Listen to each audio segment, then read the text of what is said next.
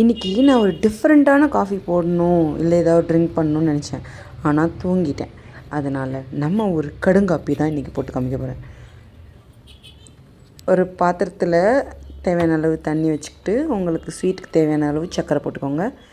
சர்க்கரை போட்டுட்டு நான் இங்கே வந்துட்டு ஃபில்டர் காஃபி ரெடி பண்ணி வச்சுருக்கிற டிகாக்ஷனை ஊற்றுறேன். ஏன்னா எனக்கு அந்த கச்சட்டு வர்றது பிடிக்காது. அந்த நார்மல் காஃபி பவுடர் போட்டு வடிகட்டினோன்னா அடியில் கொஞ்சோண்டு தங்கும்ல, அது எனக்கு பிடிக்காது. அதனால நான் இன்றைக்கி வந்து ஃபில்டர் காஃபி இதை யூஸ் பண்ண போகிறேன்.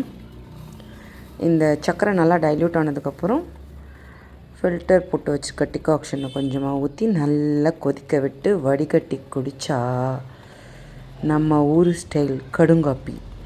எனக்கு இதை குடிக்கும்போது எங்கள் அப்பத்தா ஞாபகம்லாம் வருது. எங்கள் அப்பத்தா ஊரில் பால் வாங்கிறதுக்கு 1 கிலோமீட்டர் போகணும். அதுக்காக பால் மோஸ்ட்லி வாங்க மாட்டோம். இந்த மாதிரி வர காப்பி அப்படி தான் குடிப்போம். அந்த ஞாபகம் வந்துருச்சு எனக்கு. செம்ம டேஸ்ட்டாக இருந்தது. நீங்களும் என்ஜாய் பண்ணுங்கள். உங்களுக்கு இந்த மாதிரி எதனா சைல்ட்ஹுட் மெமரிஸ் இருந்ததுன்னா அதை கமெண்ட்ஸில் ஷேர் பண்ணுங்கள்.